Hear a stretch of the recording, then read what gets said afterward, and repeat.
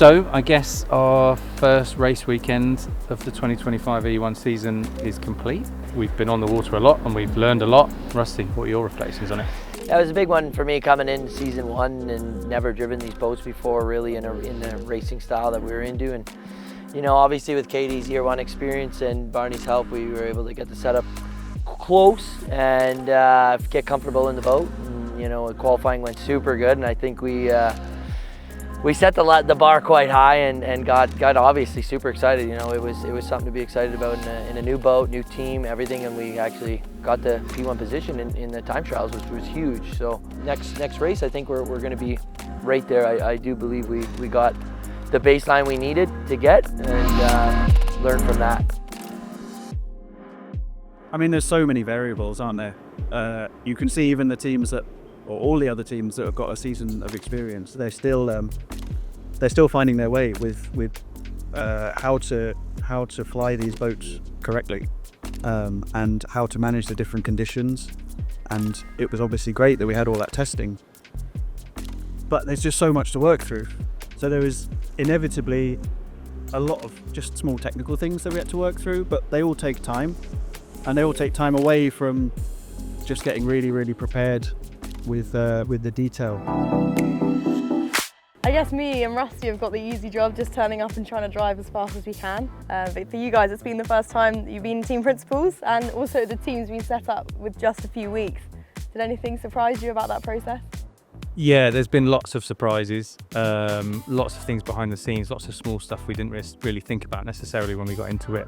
And it's about ensuring that a lot of the behind the scenes work is completed so that the team can focus on the performance of the boat and lap time. So yeah, definitely a learning curve on that stuff. It's also been super exciting to stay on after the race and spend time in AlUla and experience it for ourselves. This pretty beautiful part of the world, very beautiful part of the world.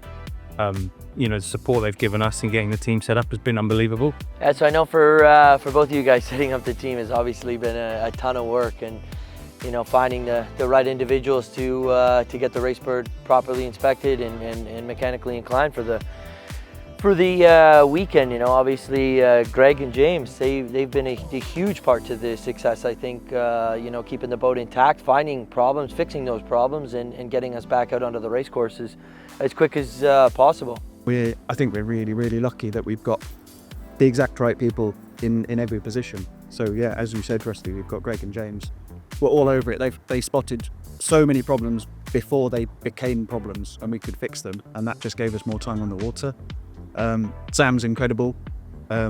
She's over here organising everything, keeping us on track. And then Mark has done a great job for us, giving you guys the motivation out on the water, keeping you out of trouble. Yeah, I think especially for this team, it's been in at the deep end, because obviously all the teams other than us have had the experience from last year, and then I think the competition is so much tighter this year, so there's not really much room for error. That, as you say, the level of kind of excellence that you guys have brought in has made a big difference, I think, for us to try and be on that mark from the beginning.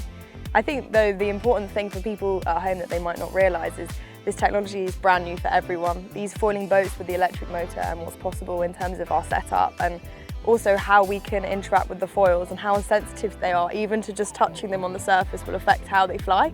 That's something that I think I wasn't really aware of going into season one. So the level of knowledge is really high, but I think one of the things that I enjoy most about the championship is that nobody really knows and everybody's working on it, because it is groundbreaking technology, and it's kind of at the forefront of electric mobility, I guess, at the minute. So it's exciting to be part of something that's working on that for the future, and I'm confident that we're in a team that's going to be at the front of pushing the boundaries of lap times in these things.